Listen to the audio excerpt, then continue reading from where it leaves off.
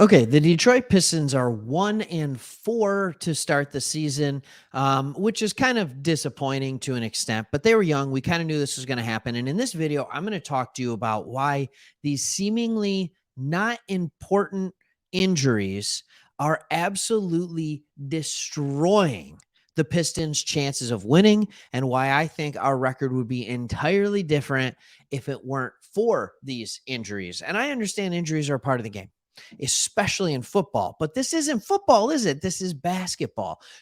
So to start the NBA season with so many guys already down, veteran guys, and then losing another one as the season starts, and then Ivy didn't even play in the last game. So there are a ton of things where it's like, okay, what's going on right now? And so when we look at this, I want to just kind of explain to you how these seemingly minor injuries, because they're all to rotation players. They're like players 7, 8, and 9 on this team. And yet it's absolutely causing a devastating ripple effect. Like I said, the Pistons are 1-4. The only team they've beaten is the only team behind them in the East, and that is the 0-5 Orlando Magic, a team that just has not learned how to win yet. So I want to just throw up this depth chart here. And I want to do this just so you kind of have what's the word I want to say? A point of reference. So I'm not just words on a screen. And here's what we are looking at when it comes to this depth chart. Our starting lineup for 4 of the 5 games has been intact, and that is Cade Cunningham, Jaden Ivey, Sadiq Bey, Bojan Bogdanovic, and Isaiah Stewart. Now, the injuries that we have had to players for the entirety of the year so far are 3 players. Those 3 players are Alec Burks, Marvin Bagley. There's one more. Do you know who it is? So we have Alec Burks, Marvin Bagley, and then Nerlens Noel. Okay, so some of us are like, oh yeah, that's right, I forgot he was on the team. We have Nerlens Noel as the 3rd player that's hurt. Why is this a big deal? And here's why I'm telling you it's a big deal. And there's a reason I paused a long time before saying Nerlens Noel, in part because I forgot who it was, but also because it's not as important, I don't think, as Burks and Bagley. So I want to talk to you about a second unit. I think a lot of us we're seeing that Dwayne Casey is deploying a 10-man rotation. In that 10-man rotation, on the second unit, you have Killian Hayes, you have Corey Joseph, you have Hamidou Diallo, you have Isaiah Livers, and you have Jalen Duren. Now, Livers wasn't even present for the first 3 games, I want to say it was. So Kevin Knox was playing basketball. So let me give you that lineup again. Killian Hayes, Corey Joseph, Hamidou Diallo, Isaiah Livers, and Jalen Duren. Tell me who's creating points in that. Tell me who can go out and get a bucket. Tell me where the spacing is coming from.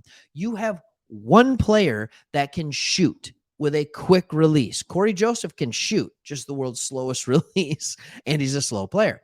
So you have these guys. It's like, how is that supposed to even compete? Now, Livers has come back in the last 2 games. All of a sudden, the bench unit has been better because Livers was back. So you have a guy like Marvin Bagley and Alec Burks, 2 guys who are proven scorers, that they can score. Marvin Bagley, when he was playing 20 to 25 minutes a night, was averaging 14 points. Like, the dude can put it in the bucket. He can be a rotation big on the bench, and he can still get you double-digit points. Alec Burks has played both the 6th, 7th man role and a starting 2-guard role.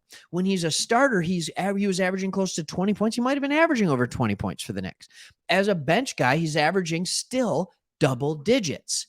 That is a huge loss for the Pistons. Not to mention the spacing that Alec Burks provides on that second unit.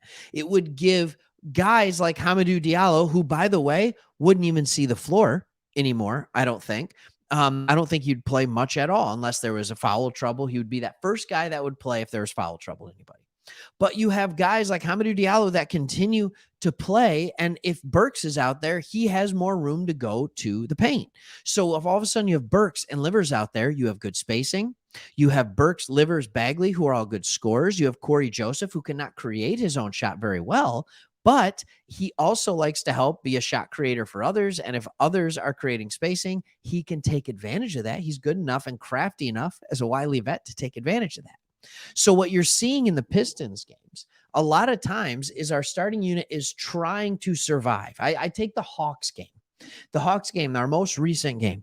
And against the Atlanta Hawks, we stuck in it. Bogdanovich, Cade Cunningham were absolute money. Problem is, they had to do everything, so they ran out of gas. And in this game, Ivy was out too with an illness, so it's even worse. But what you see in the first half, Livers is there. So Livers caught hot, got a couple of good buckets. I think he had 8 points going into halftime, maybe 10.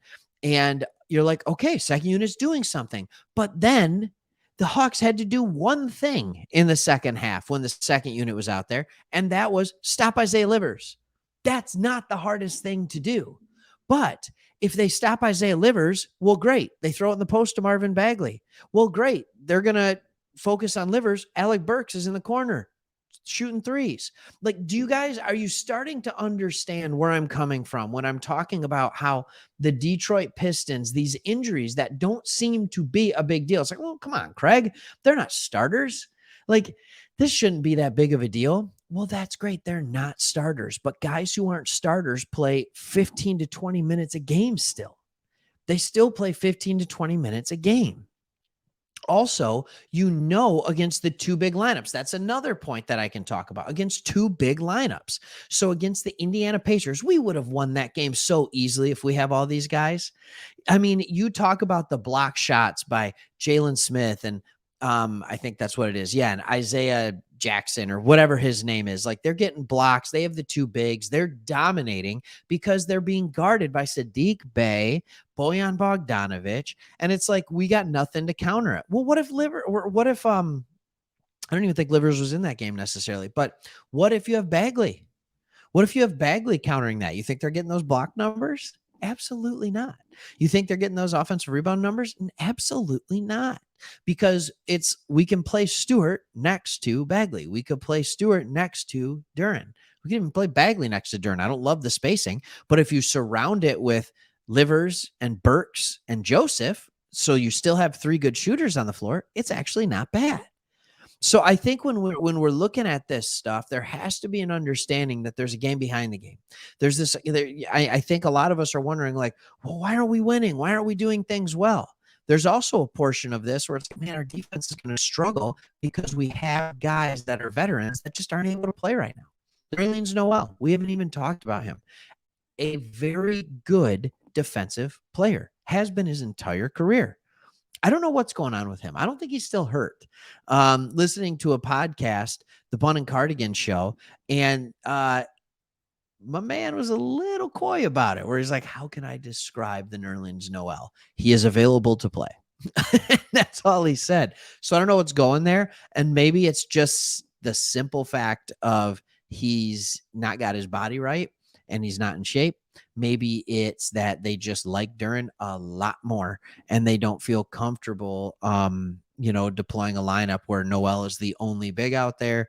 They don't feel comfortable putting Stewart next to him. I don't know. So I think there's a lot of things as the season goes on. Hopefully these guys get healthy, because if Burks doesn't get healthy and that foot thing continues to be a problem, we're in trouble. We are in trouble with that. So injuries are decimating and destroying the Pistons' chances to win early on. We don't have enough veteran seasoned talent to win games with multiple injuries. We just don't.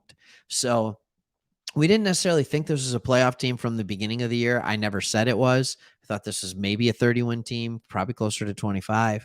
But it is disheartening to see them just not be able to quite get over the hump. And you watch the game and you know exactly why. It's because our bench is going to get rocked.